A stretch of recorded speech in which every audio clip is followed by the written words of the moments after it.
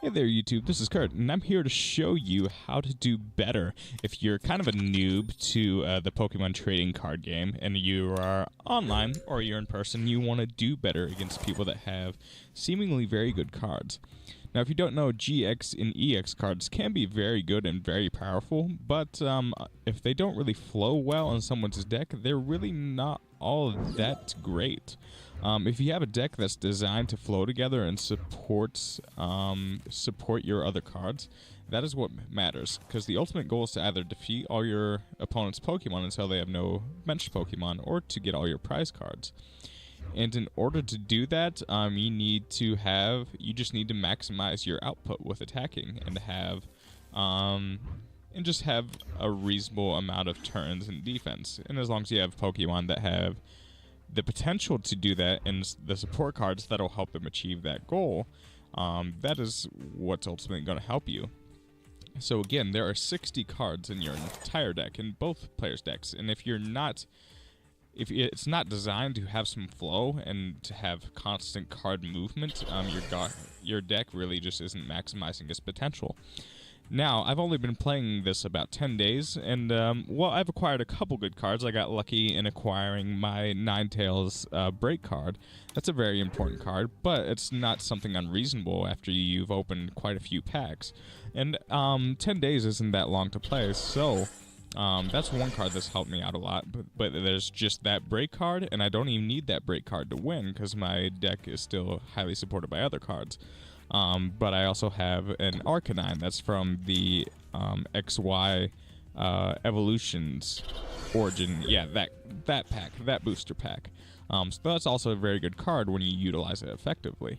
But all my other cards, most of them you get them straight off the back with the basic fire deck. And also, you get some with prizes when you first start the game. You start just playing versus challenges. You get some of that way, but I also bought the Volcanion deck. Now, this deck didn't do all that well. It did okay up until I got the two Volcanions. I was running Moltres for a while, but once I got these Volcanions, things just started moving so much better. And the reason for that is it's a base attack. It lets you pretty much do what a blacksmith does.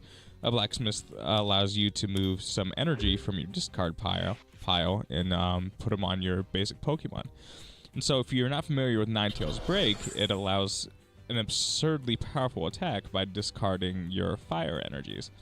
So the cool thing about fire decks is that you're able, with the blacksmiths, with your Scorching, I think it's called Scorching Land, but that's the stadium card.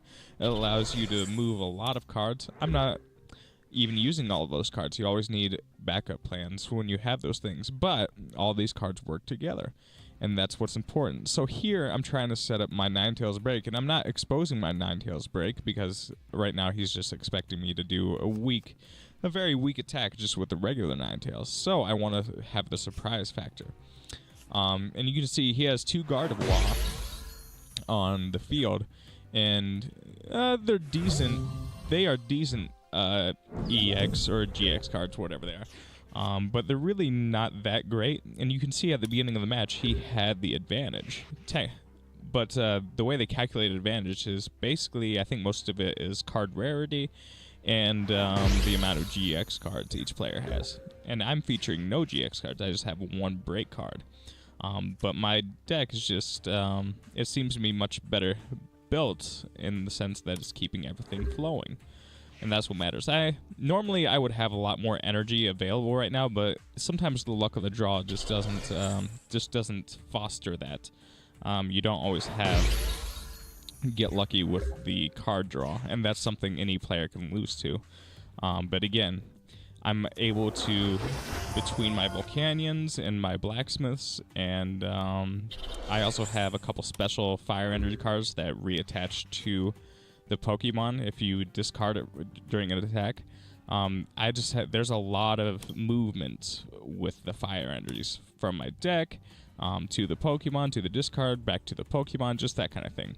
There's one card I want in particular that allows me to get them from my deck, and I'm going to add that once I get it. But again, it's very good to build your deck around a theme, especially you can do this with water You can do this with water decks. It'd be very easy to do this with a water deck. Also a ground / fighting deck, whatever. You'd probably call it earth.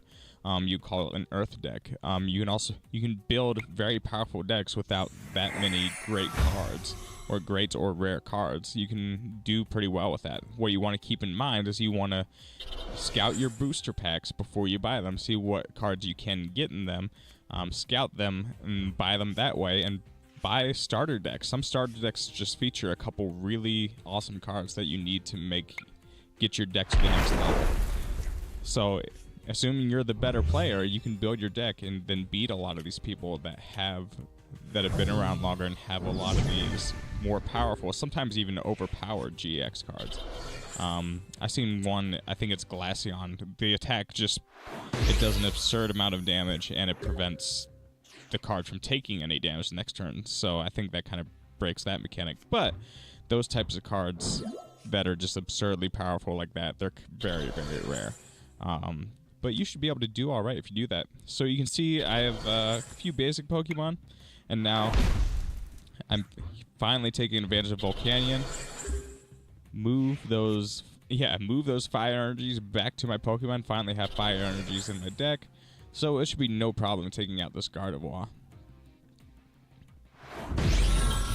Yep, so he goes right for the Volcanion. And I just have no problem bringing out my Ninetales Break after I set it up. Or do I even do that? Yeah, I do that. Might have thought for a second about what I wanted to do. Yeah, the Mystical Fire, very good ability. You can also get that in a starter deck. So what I did, I bought 2 different starter decks and just added different cards. But they were both starter decks for the fire type. And I used the good cards from both of those and incorporated them into my main deck.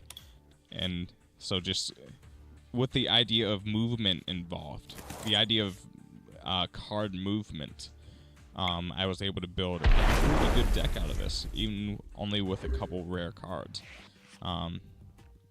So yeah, just if you follow that pattern, you can do it. You can probably do it with like electric decks too.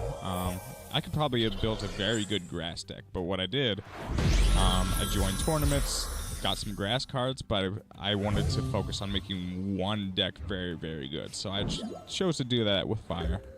You can probably choose that to do that with almost any type, but some are more rare. I just don't get that many like psychic cards. They're not always available at the start, but you can probably get some booster packs. But like, I don't have any good like psychic cards right now. But again, emphasizing that theme. If you have a theme, it'll be a lot easier. There you go, disadvantage, but I got the victory. So feel free to tune in for more videos and subscribe. I got the hiccups, but thank you guys.